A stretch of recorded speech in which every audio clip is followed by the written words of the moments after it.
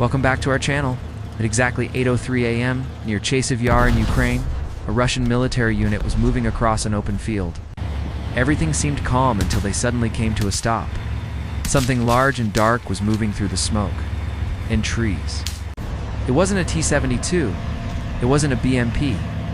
What they saw was something different, something they didn't expect.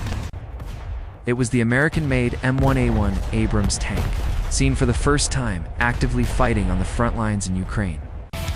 At first, the Russian soldiers thought it was just another armored vehicle. But one precise shot changed everything. The Abrams, fired from a distance and hit a BMP-3 directly. The explosion was massive. The vehicle lifted off the ground and sharp metal flew everywhere. It happened so fast there was no time to react. In just a few seconds, the field turned into complete chaos, only 4 minutes later. At 8:07 a.m. in Kursk Oblast, Ukraine's 47th Mechanized Brigade captured a powerful moment on video. The Abrams tank and an M2A2 Bradley infantry vehicle were advancing together in a combat formation. Ahead of them, Russian troops were hiding behind rows of trees, using them as cover. A Ukrainian drone flying above recorded what happened next. The Abrams fired first. Its powerful blast ripped through the trees and hit the Russian position, sending fire and debris flying. Just seconds later, the Bradley opened fire too, unleashing a non-stop stream of 25mm bullets toward the same area.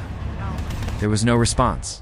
From the Russians, no return fire, no radio signals, just smoke, flashes of light, and silence. At 8:10 a.m., the shooting paused for a moment. A drone flew higher to look for any movement. Under the tree line, Russian soldiers started to crawl out of their hiding spots. It looked like they were trying to run toward the farmlands behind them. But the Abrams was already on the move again. In less than 40 seconds, it had changed position and fired another shot, this time from the north. The impact was so strong that even a drone flying more than a kilometer away captured the vibrations. The tank wasn't just shooting randomly, it was choosing its targets carefully. Every shot came about 12 to 15 seconds apart. Just enough time to find and lock onto a new enemy. It was clear this was no longer just a battle. Ukraine was hunting. The Abrams tanks sent to Ukraine are special versions modified by the United States. Some of the electronic parts were removed, but they still have strong armor and advanced aiming systems. The Abrams is one of the most protected tanks in the world.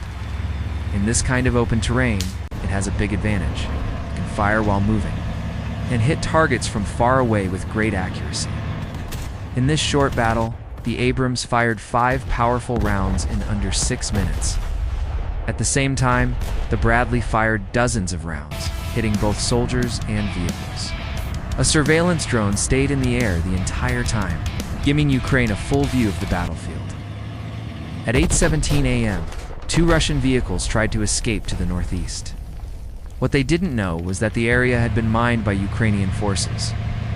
The night before, as soon as they drove over it, one of the vehicles exploded into flames. Drone footage showed Russian soldiers running from the trees, some dropping their weapons, others diving into ditches to hide. By 8:21 a.m., Abrams had already moved again. It never stayed in one spot for more than 5 minutes. This tactic, called shoot and scoot, made it almost impossible for Russian drones or artillery to lock onto it. Reports say that from nearly 2 kilometers away. An Abrams fired a round at a T-72B3, hiding behind an old warehouse. The shot was so powerful that it blew the turret off the Russian tank and threw it several meters into the air before crashing back down in flames.